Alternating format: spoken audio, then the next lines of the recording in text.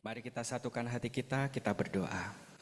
Terima kasih Tuhan, kami bersyukur untuk pagi hari ini, semua karena kebaikan-Mu Tuhan. Terima kasih Tuhan, kami bersehati masuk di dalam hadirat-Mu Tuhan. Kami tahu Tuhan, Engkau bersama kami, bersama-Mu kami lewati semuanya Tuhan. Terima kasih Tuhan, di dalam nama Tuhan Yesus, mari kita semua katakan amin. Engkau ada bersamaku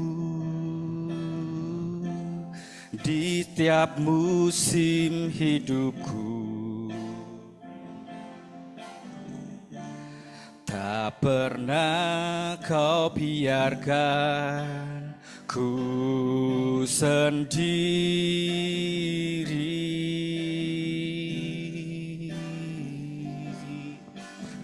Kekuatan di jiwaku adalah bersama-Mu. Tak pernah ku ragukan kasih-Mu. Kami mau katakan bersama-Mu Bapa. Bersama-Mu Bapa, ku lewati semua perkenanan-Mu yang teguhkan hatiku. Engkau yang bertindak, memberi pertolongan, anugerah-Mu besar melimpah bagiku. Mari kita katakan sekali lagi, bersama-Mu Bapa. Bersama-Mu Bapa, ku lewati semua perkenanan-Mu yang teguhkan hatiku. Engkau yang bertindak,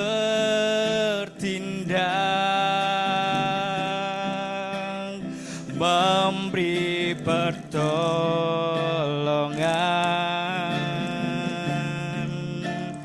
anugerah-Mu besar berlimpah bagi-Mu.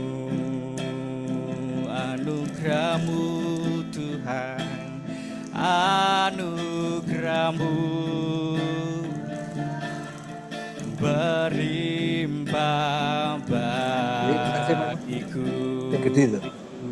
Kami mengatakan anugerah-Mu Tuhan, anugerah-Mu besar berlimpah bagiku. Terima kasih Tuhan, terima kasih Tuhan. Kau jadikan kami anak-Mu Tuhan, dan Kau jadikan kami biji mata. Terima kasih Tuhan, Bapa yang sayang anaknya. Demikianlah Engkau mengasihi kami Tuhan.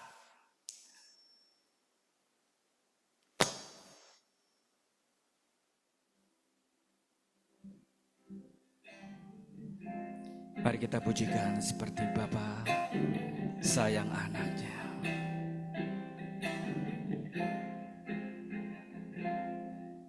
Bapa, besar sungguh kasih setiamu, nyata sungguh perlindunganmu. tak satu kuasa mampu pisahkan aku dari kasih-Mu, Bapa. Bapa, ajarku selalu hormati-Mu,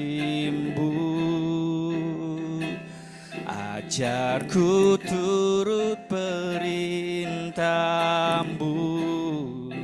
berikan ku hati untuk menyembah-Mu dan bersyukur setiap waktu, seperti Bapa sayang anaknya, demikianlah Engkau mengasihiku. Kau jadikan biji mata-Mu, Kau berikan semua yang ada padamu, seperti Bapa sayang anaknya, demikianlah Kau menuntun langkahku. Hari depan indah Kau beri, rancangan-Mu yang terbaik bagiku. Hari depan indah Kau beri, rancangan-Mu yang terbaik bagiku. Hari depan indah Kau beri, rancangan-Mu yang terbaik bagiku.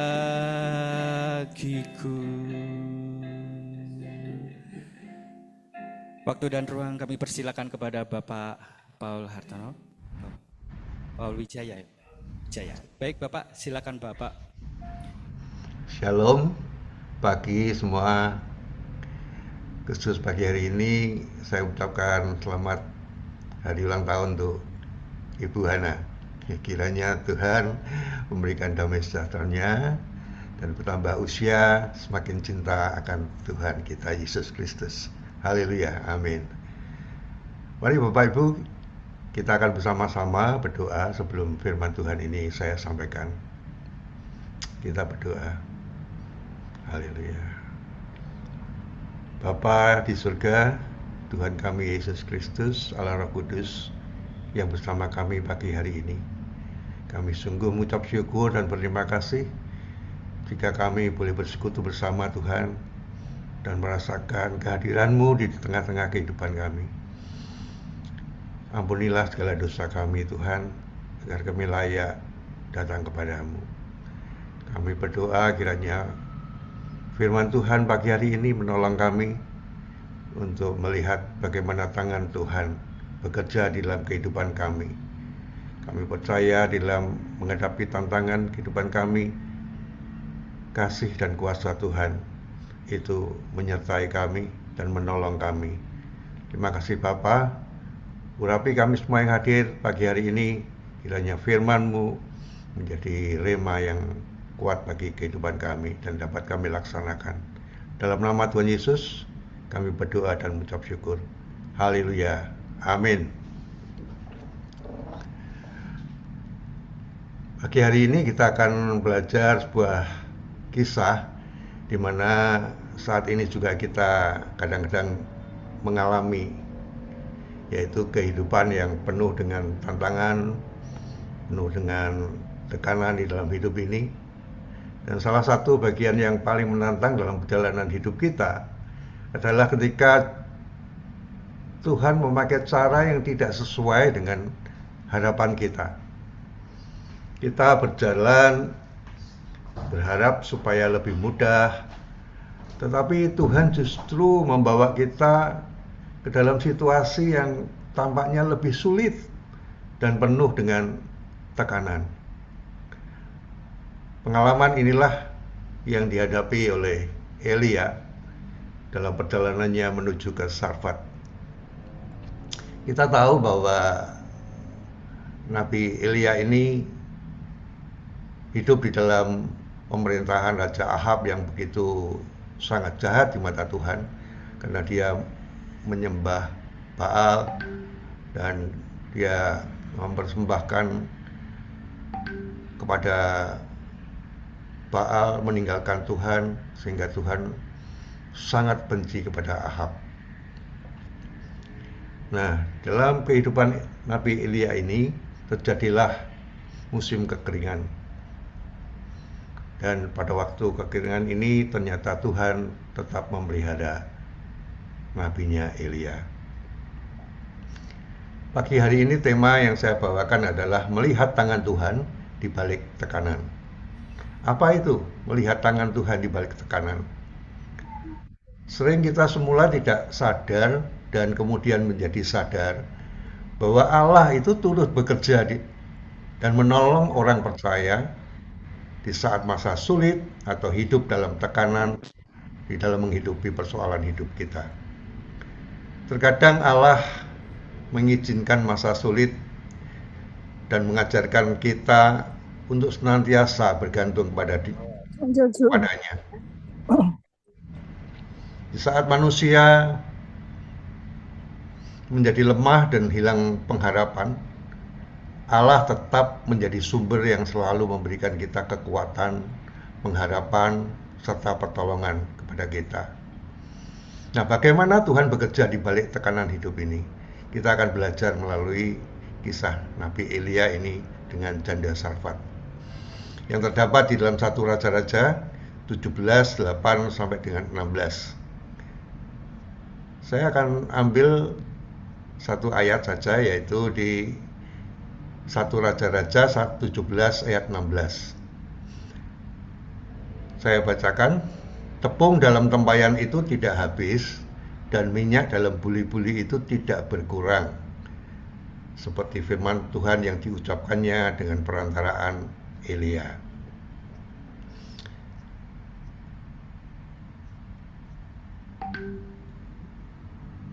Yang pertama, Allah ingin menyatakan kehadirannya kepada umat yang percaya kepadanya. Dalam 1 Raja-Raja 17 sampai ayat 8 sampai dengan 9 mengatakan, maka datanglah firman Tuhan kepada Elia, bersiaplah pergi ke Sarfat yang termasuk wilayah Sidon dan diamlah di sana. Ketahuilah, aku telah memerintahkan seorang janda untuk memberi engkau makan. Sebenarnya Elia pada waktu dia menyendiri di Sungai Kerit, ya, dia sudah merasa nyaman karena dia mendapatkan pemeliharaan Tuhan melalui burung gagak setiap hari memberikan roti kepadanya. Namun Tuhan ingin berkehendak lain untuk melanjutkan penyertaannya kepada Elia, supaya dia melihat bagaimana Tuhan itu memimpin hambanya. Sungai Kerit itu menjadi kering dan dia diperintahkan untuk pergi ke janda Sarfat yang miskin. Inilah anehnya, mengapa justru ke janda yang miskin, bukan kepada orang yang kaya yang dapat menolong Elia lebih baik lagi, begitu ya. Allah tetap menyatakan kehadirannya di tengah-tengah krisis yang dialami oleh Elia. Di dalam kisahnya Tuhan meminta Elia untuk tinggal di tepi Sungai Kerit, di sebelah timur Sungai Yordan. Kemudian masa itu bangsa Israel sedang tertindas oleh rajanya, yaitu Raja Ahab, yang mengadakan penyembahan kepada Baal, membuat patung Asyera, sehingga hal tersebut membangkitkan murka Tuhan. Namun Tuhan tetap menyatakan kehadirannya memelihara kehidupan Elia di tengah-tengah kekeringan. Demikian juga seringkali kita tidak sadar akan kehadiran Tuhan di dalam kehidupan kita. Sehingga saat kita menghadapi krisis, kita merasa sendirian. Kita merasakan Tuhan terasa jauh dari kita. Padahal seringkali dalam krisis atau tekanan hidup itu justru menjadikan tempat Tuhan untuk menyatakan kehadirannya yang lebih dalam kepada kehidupan kita. Kita dapat merasakan kehadiran Tuhan melalui pekerjaan Roh Kudus yang memberikan kita kekuatan, penghiburan, bahkan memberikan hikmat sehingga terjadilah pertumbuhan rohani dalam diri kita dengan tanda-tanda munculnya buah-buah roh. Merasa ada damai dan ketenangan meskipun sedang dalam persoalan hidup, dan kita dapat merasakan kehadirannya melalui mukjizat ataupun jawaban doa. Oleh karena itu penting bagi kita untuk mengasah kepekaan kita agar kita senantiasa menyadari bahwa Tuhan selalu hadir dalam kehidupan musim kita sehari-hari. Selalu membangun komunikasi dengannya melalui doa, membaca dan merenungkan firman-Nya tentu, serta tetap menjaga hati dan melibatkan Tuhan dalam hal yang kecil sekalipun di dalam kehidupan kita. Setelah kita tahu kehadiran Tuhan di dalam kehidupan kita, yang kedua, Tuhan meminta penyerahan diri kita. Di dalam 1 Raja-Raja 17 ayat 10 sampai dengan 13 berkata, sesudah itu ia bersiap lalu pergi ke Sarfat. Setelah Elia sampai ke pintu gerbang kota itu, tampaklah di sana seorang janda sedang mengumpulkan kayu api. Elia berseru kepada perempuan itu, katanya, cobalah ambil bagiku sedikit air dalam kendi supaya aku minum. Ketika perempuan itu pergi mengambilnya, ia berseru lagi, cobalah ambil juga bagiku sepotong roti. Nah, kali ini perempuan itu menjawab, demi Tuhan Allahmu yang hidup, sesungguhnya tidak ada roti padaku sedikit pun, kecuali segenggam tepung dalam tempayan dan sedikit minyak dalam buli-buli.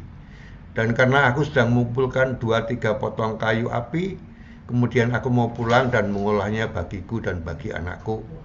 Dan setelah kami memakannya, maka kami akan mati. Tetapi Elia berkata kepadanya, janganlah takut. Pulanglah, buatlah seperti yang kau katakan. Tetapi buatlah lebih dahulu bagiku sepotong roti bundar kecil daripadanya, dan bawalah kepadaku.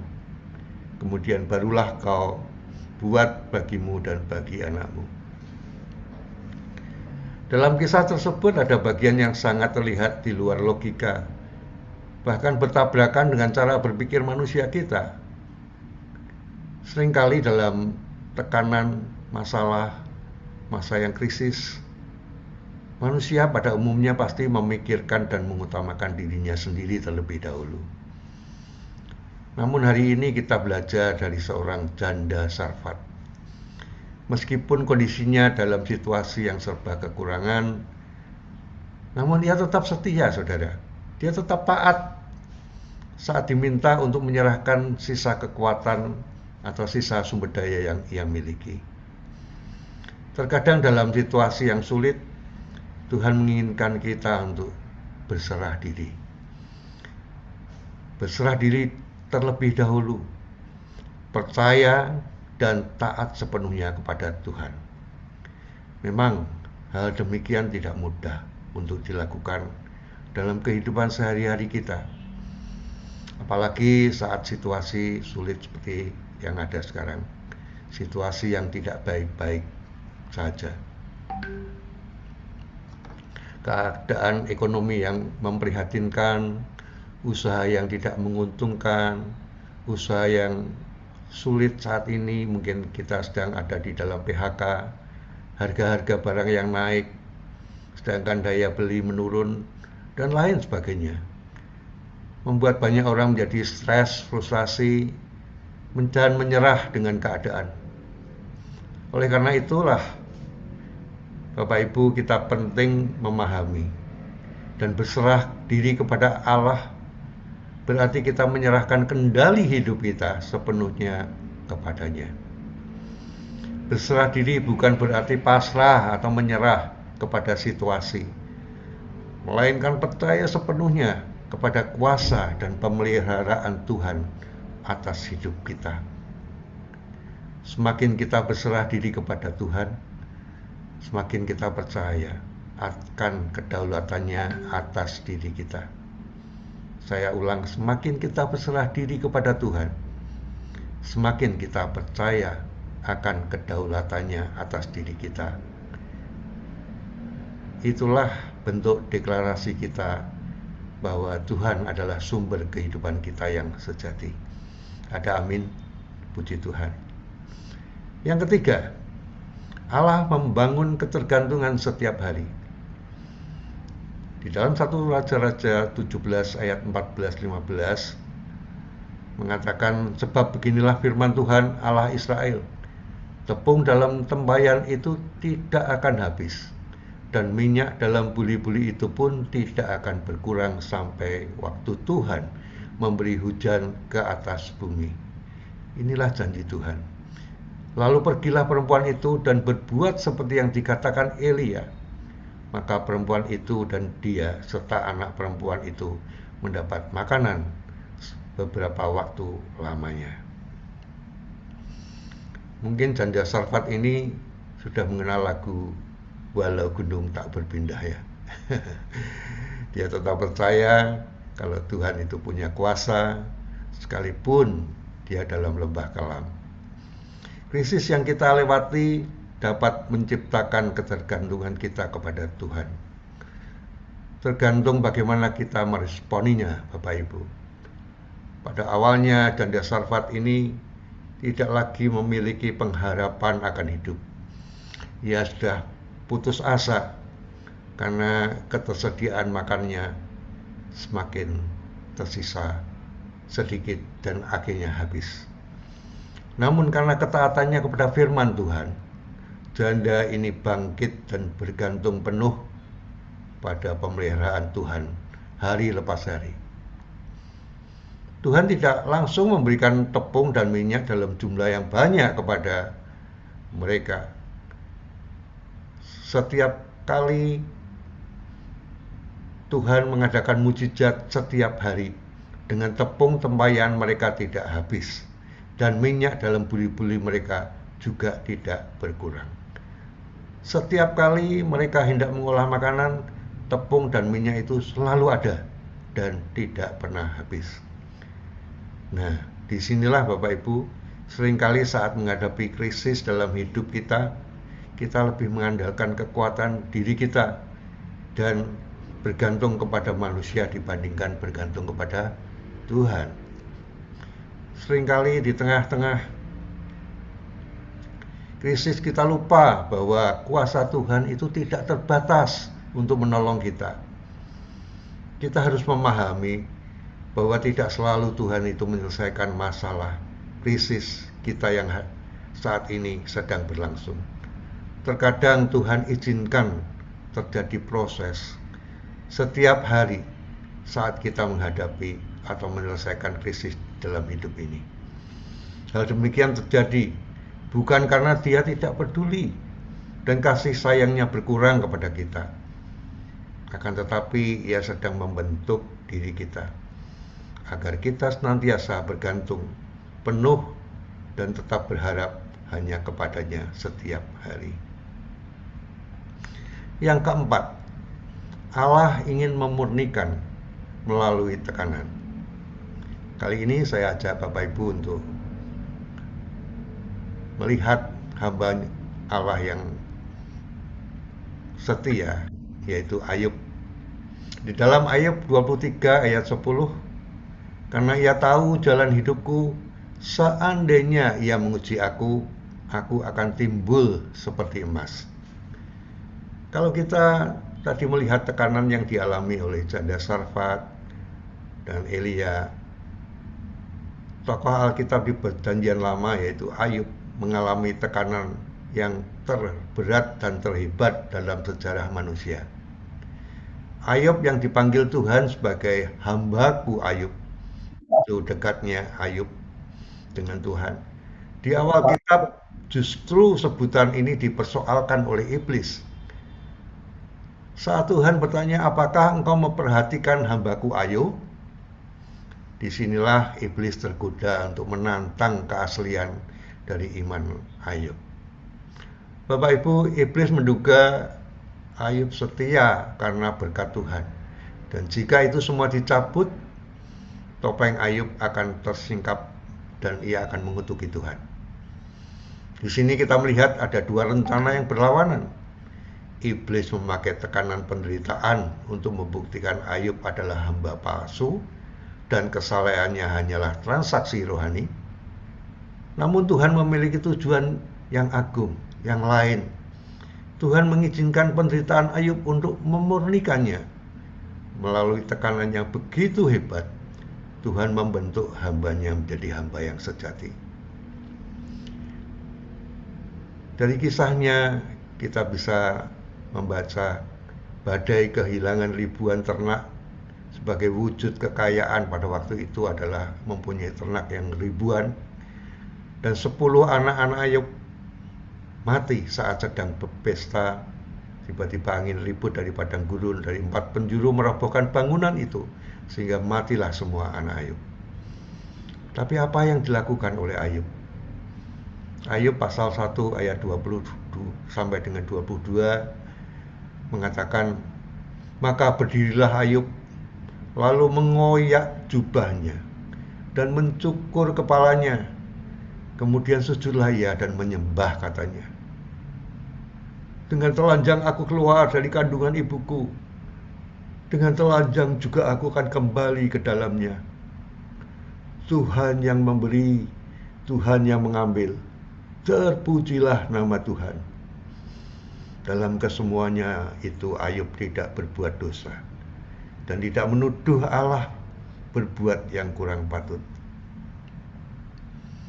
Bahkan Ayub tubuhnya ditimpa iblis dengan bara atau borok yang busuk dari kepala sampai dengan kaki.